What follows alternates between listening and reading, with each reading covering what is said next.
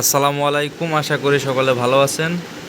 তো ৪৭তম BCS preliminary পরীক্ষা আগামী ২৭ জুন অনুষ্ঠিত হতে যাচ্ছে। তো হাতে আর বেশি সময় নেই। তো তো আমি ৪৭-এর জন্য বুক লিস্ট দিতে চেয়েছিলাম, তো আন্তরিকভাবে দুঃখিত, পূর্ণাঙ্গ একটি বুক লিস্ট আমি দিতে পারিনি। আর এখন যেহেতু সময় খুবই কম, তো এখন পূর্ণাঙ্গ একটি বুক লিস্ট দিয়ে শুধু শুধু আপনারা শেষ করতে পারবেন না, কভার করতে পারবেন না। তো আমি এখন বলতেছি যে এই সময় এসে কি কি করণীয় বা কি করতে হবে, তো সেটা আজকে আলাপ করব। তো এখন এসে খুব যে নতুন করে আপনাকে বই পড়তে মানে পড়বেন, এটা করা যাবে না, কারণ আপনি যে পুরাতন যে বইগুলো পড়েছেন ওগুলোই পড়েন।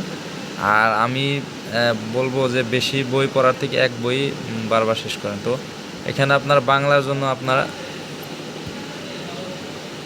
অগ্রদূত বাংলা, ইংলিশের জন্য মাস্টার অথবা কম্পিটিটিভ এক্সাম, আর ম্যাথের জন্য বই পড়তে পারেন অথবা 9-10-এর ম্যাথ করতে পারেন।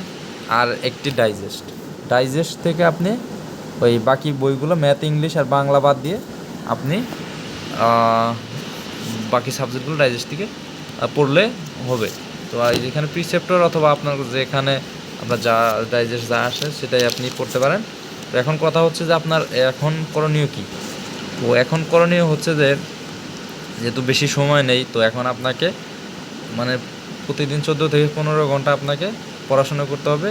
ম্যাথ এবং ইংলিশের জন্য 2 ঘন্টা করে দিতে পারেন, 2 ঘন্টা ম্যাথ, 2 ঘন্টা ইংলিশ, আর বাকি 10-11 ঘন্টা আপনি ওই বাকি সাবজেক্টগুলো আপনাকে পড়তে হবে। অ্যান্ড প্রচুর মডেল টেস্ট দিতে হবে। লাইভ এমসিকিউতে আপনি মডেল টেস্ট দিতে পারেন। তো এইটুকুই। তো বেশি কিছু বলবো না, তো সময় নষ্ট করা যাবে না, প্রতিটা সময় মূল্যবান। তো যারা 47তম বিসিএস প্রিলিমিনারি পাস টার্গেট নিয়েছেন যে প্রিলিমিনারি পাস করতে হবে, তো তারা মানে পড়েন, রেগুলার পড়েন, কম বই পড়েন।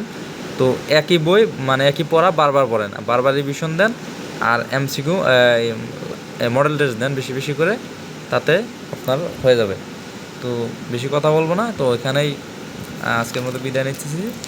সকালে ভালো থাকেন। তো আপডেট পেতে চ্যানেলের সাথেই থাকেন। আল্লাহ হাফিজ।